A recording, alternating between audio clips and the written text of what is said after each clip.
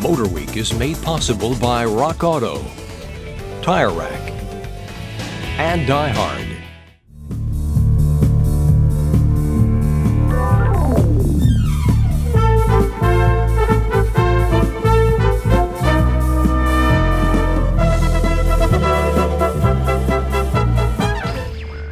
A full house, so let's get to it with a car that a lot of people have been waiting for, including us, the 1986 Chevrolet Corvette Convertible.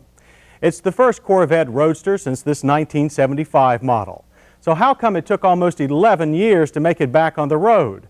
Well, you remember the 1970s, fuel economy was king, so thirsty V8 cars like this one were out of favor. They were relics of a frivolous age of cheap oil. But now it's the 80s and gasoline is under $1 again. So it's time for more ultra-high performance, wind-in-the-face excitement. And as you're about to see, it's been well worth the wait. The view is, after all, breathtaking. That was our reaction when we flew to California for our first glimpse at the eye-catching 1986 Chevrolet Corvette Convertible. It just might be the best proportioned, most attractive soft-top conversion ever. The latest generation Vette wasn't designed to be a ragtop. The idea came from ASC Incorporated. They supply about 2/3 of the new parts, though the conversion is done at GM Bowling Green, Kentucky, where the coupe is made. The key to its good looks is the use of a hard boot. Top operation itself is done manually with electric assist. First, the top is released by a lever under the boot.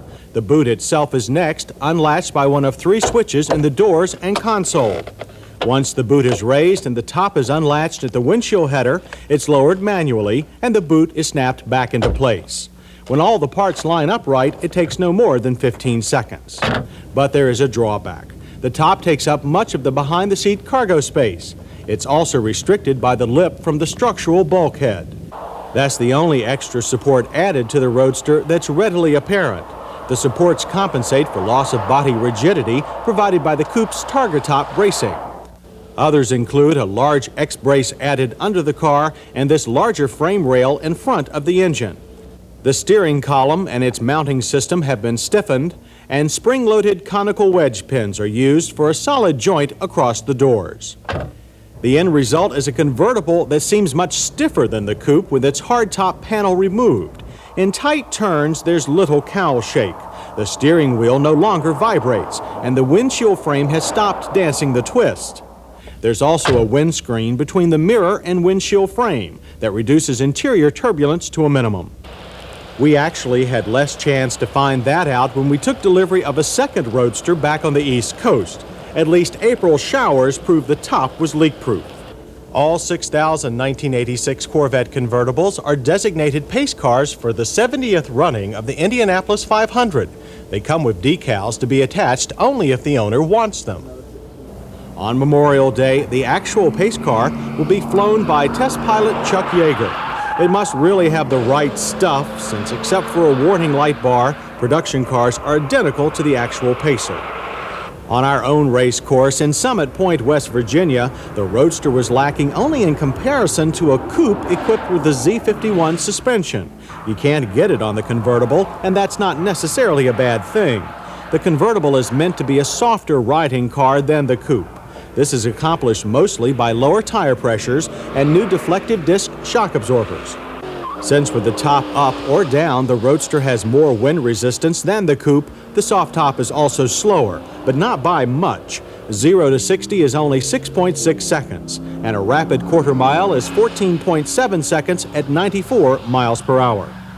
Our convertible was also the first production Vette we've tested with anti-lock brakes. The second generation Bosch system had less of the annoying pedal pump feedback unless you were really moving. Stops are almost ridiculously short for a 3,200-pound plus car, 98 feet from 55, 5% shorter than last year's non-anti-lock car. But on a road course, anti-lock brakes require new driving skills. With anti-lock, the wheels never lock up, so you must use the brake control differently. It's a strange feeling not to be able to reduce speed as rapidly as traditional competition drivers' training dictates. But what the Corvette Convertible gives up on the racetrack is more than made up for by its speedy, safe stopping, and pleasantly stiff highway performance. Actually, Corvettes have been giving up little on any racetrack recently. In all-important professional showroom stock competition, where cars change little from the ones you buy except for engine tuning, tires, and safety equipment, Corvettes won all 6 races last year. And in the first race this season, the United States Endurance Cup Championship, Corvettes not only won, but they took 9 of the top 10 places.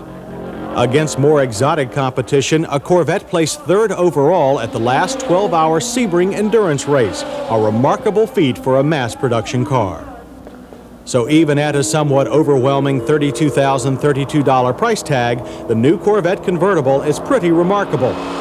That includes Corvette's key-encoded VATS anti-theft system and the most unobtrusive high-mounted stoplight to date.